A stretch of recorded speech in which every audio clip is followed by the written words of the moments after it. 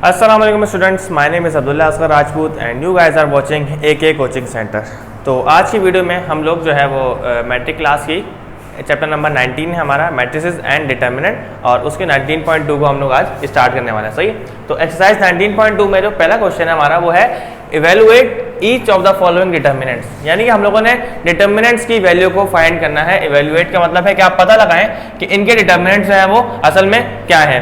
तो डिटर्मिनेंट आपको बता दूंगा डिटर्मिनेंट होता क्या है। आपने अगर फिजिक्स में देखा हो तो आपके पास ऐसा साइन होता है मैग्नीट्यूड के लिए। जैसे किसी ने अगर वेक्टर्स चैप्टर पढ़ा हो तो वेक्टर्स का मैग्नीट्यूड डिफाइन करने के लिए हम क्या करते थे, ये मॉड्यूलस लगाते थे और देन उसका यूनिट वेक्टर हम लोग फाइंड किया करते थे। तो ये फिजिक्स की टर्म में हम इसको मॉड्यूलस भी कह सकते हैं, लेंथ भी कह सकते हैं, लेकिन अगर मैथ्स में ये साइन आ जाए तो हम इसको बोलते हैं डिटर्मिनेंट। और डिटर्मिनेंट निकालने का एक खास तरीका होता है, वो तरीका मैं आज आपको इस वीडियो में बताने वाला हूँ। तो सबसे पहले 2/2 का मैट्रिक्स का डिटर्मिनेंट निकालना थोड़ा सा सिंपल है, बिल्कुल इजी है, और 3/3 का थोड़ा सा लेंथी है, लेकिन इतना मुश्किल नहीं है, आप लोग इजीली समझ जाएंगे। बस आपको एक फार्मूला याद होना चाहिए और एक फार्मूला पता होना चाहिए। वो फार्मूला क्या है? AD minus BC। सही है, अगर आपको ये फार्मूला पता है तो आप इजीली डिटर्मिनेंट निकाल सकते हो। आप किस तरह से? सबसे पहले आप क्या करोगे कि इनको नेमिंग कर दो। इसका नाम होता है A, इसका नाम होगा B, इसका नाम होगा C और इसका नाम होगा D। हर क्वेश्चन में अगर आपको 2/2 का मैट्रिक्स गिवन है तो आप क्या करोगे, उनको सबसे पहले नेमिंग करोगे। नेमिंग किस तरह से? A, B, C और D। नेमिंग कर दी, अब आपका आधा काम तो हो गया। अब आपने इस फार्मूले के तहत इसको सिंपली मल्टीप्लाई करवाना है और सिंप्लीफाई करवा के आपका डिटर्मिनेंट हाजिर है। सही है, किस तरह से? सबसे पहले साइन मल्टीप्लाई कराओगे, minus plus minus 5 multiply by 4 20।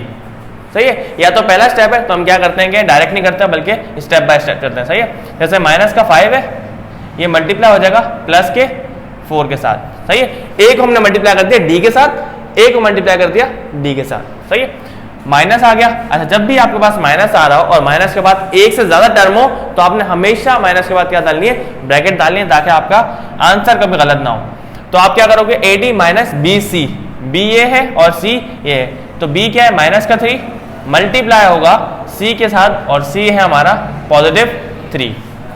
सही, यहां तक समझ आ गई होगी आपको।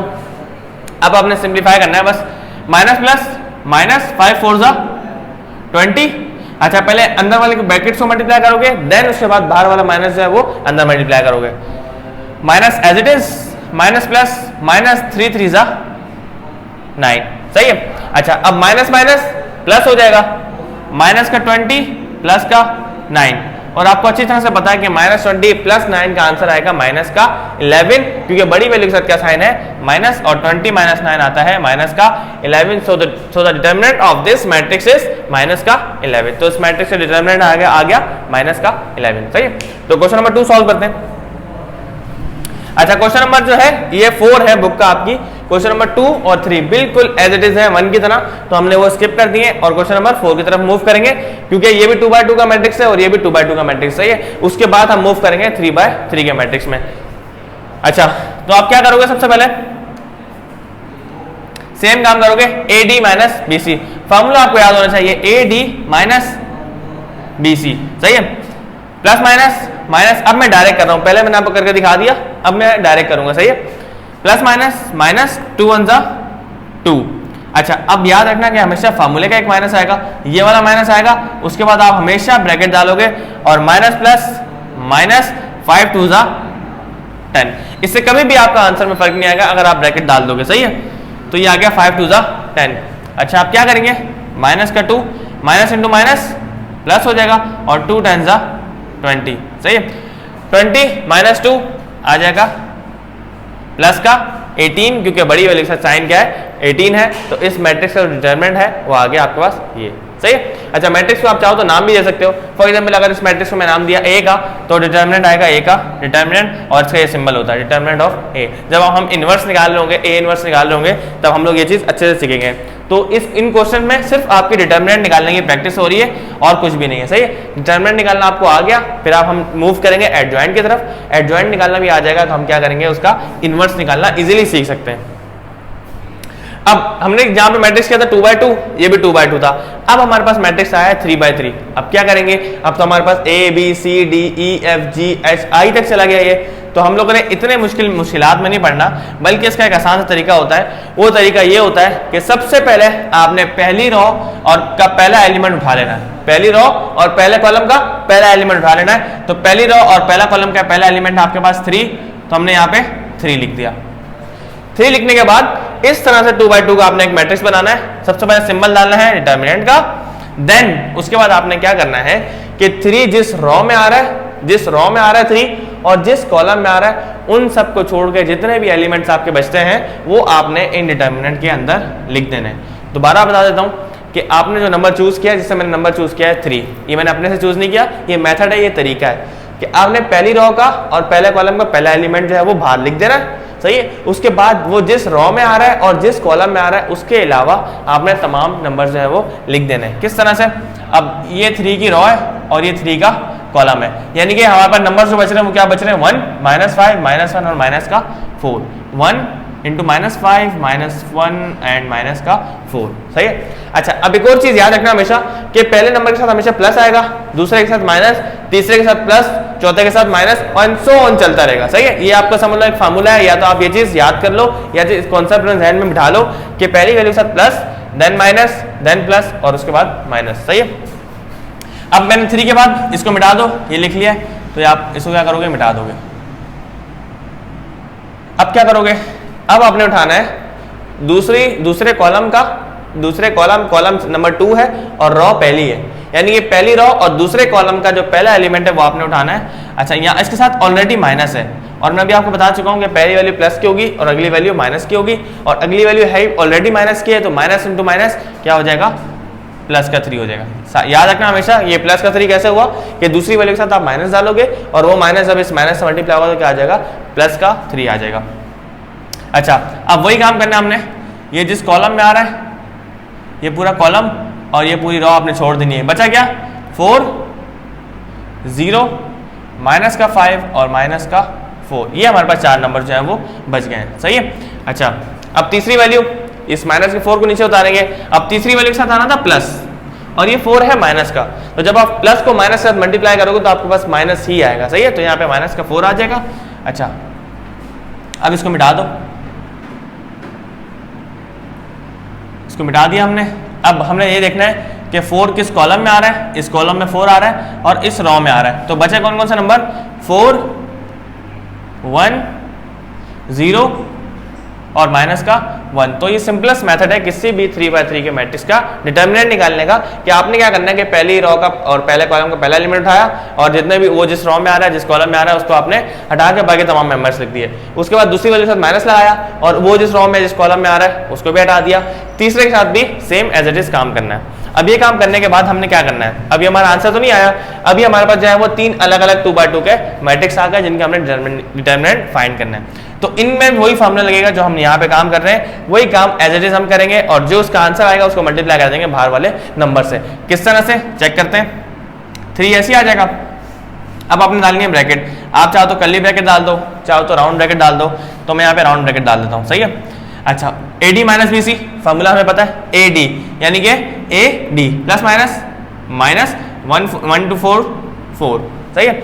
एक फार्मूले का माइनस है और ये माइनस माइनस क्या हो जाएंगे, प्लस हो जाएंगे, 1 5 जा 5, सही है। अच्छा, यहाँ पे अगर आपने राउंड ब्रैकेट डालनी है तो आप क्या करो कि यहाँ पे कर्ली ब्रैकेट डाल दो, सही है। तो ये आपको समझ भी आएगा कि आपने किया क्या। तो यहाँ पे आ जाएगा माइनस माइनस प्लस 5 1 जा 5, सही है। ये काम हो गया। अब दूसरी वैल्यू प्लस का 3 उतार दिया, ये आ गई कर्ली ब्रैकेट।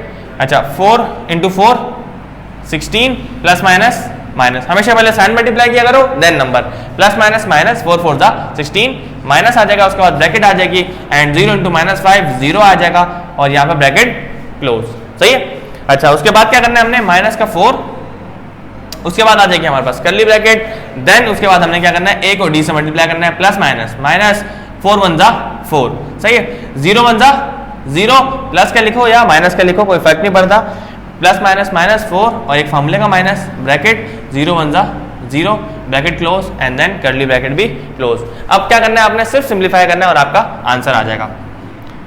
3 ऐसे आ जाएगा। अच्छा माइनस प्लस, अच्छा ब्रैकेट आप अब राउंड डाल सकते हो, कोई मसला नहीं है। माइनस का 4 माइनस प्लस माइनस का 5 प्लस का 3 है ब्रैकेट।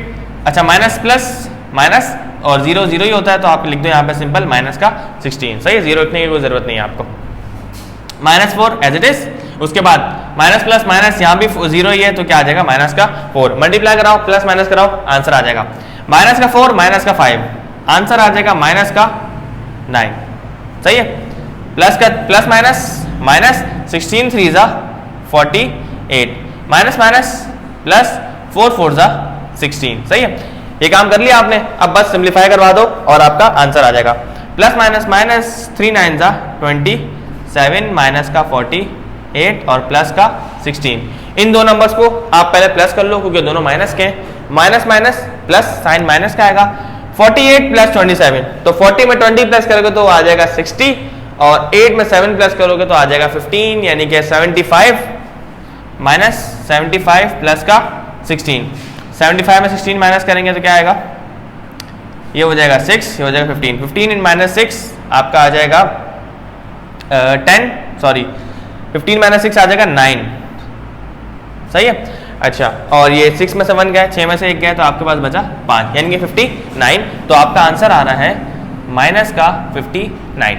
तो 3x3 का मैट्रिक्स को सॉल्व करने का ये इजी तरीका है, बहुत आसान तरीका है कि आप क्या करना है कि पहली रो का पहला रो और पहली रो और पहला कॉलम जो है उसका एक एलिमेंट उठा के आपने बाहर लिख देना है। देन उसके बाद जो मेंबर्स बचे उनको अंदर डिटरमिनेंट बना के लिख देना है। सेम काम करना है, सिंप्लीफाई कराना और आपका डिटरमिनेंट आ जाएगा। तो अभी आगे हमने डिटरमिनेंट निकाले हैं क्वेश्चन नंबर 1 के, क्वेश्चन नंबर 4 के और क्वेश्चन नंबर 5 के।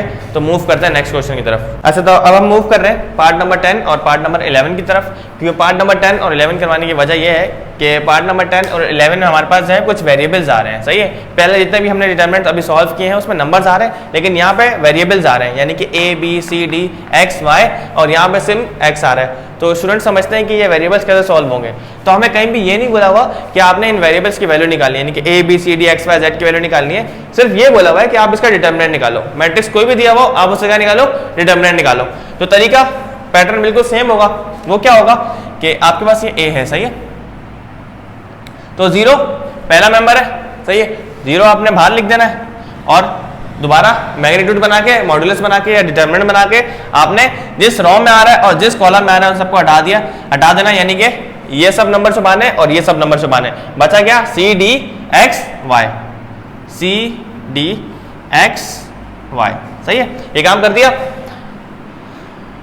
अब आपने क्या करना है कि दूसरा मेंबर उठाना है। दूसरा मेंबर क्या था, अच्छा पहला 0 प्लस का था तो A जो है वो माइनस का आएगा, हमेशा याद रखना, ये चीज मत भूलना। पहली वैल्यू प्लस की, अगली माइनस की, तीसरी प्लस की, चौथी होती तो वो भी माइनस की होती। सही है, अच्छा अब क्या करेंगे हम लोग, A जिस कॉलम में आ रहा है और जिस रो में आ रहा है उस सबको छोड़ के ये दो बचे, 2 0 और ये D और Y।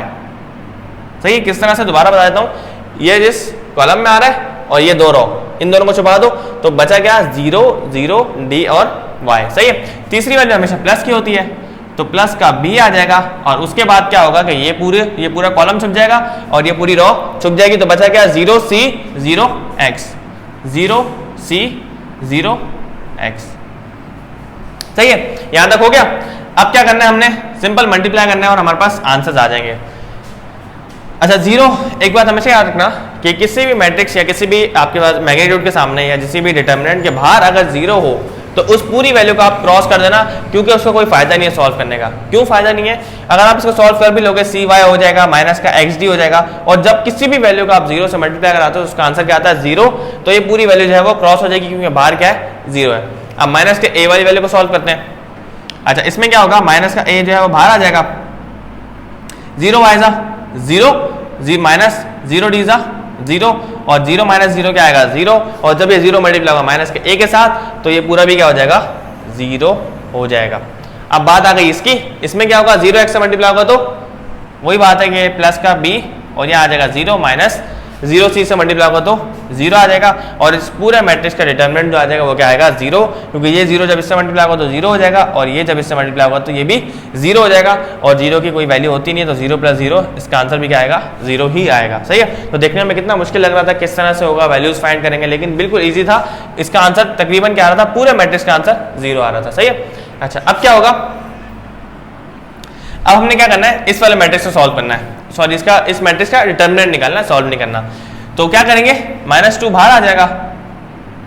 अच्छा, जिस रो में आ रहा है, जिस कॉलम में आ रहा है उसको छुपा दो, x1 0 × -1। सही है, उसके बाद दूसरी वैल्यू के साथ माइनस आता है तो आप माइनस डाल दो, क्योंकि 0 है, फर्क नहीं पड़ता प्लस का हो या माइनस का हो, लेकिन फिर भी आप माइनस डाल दो।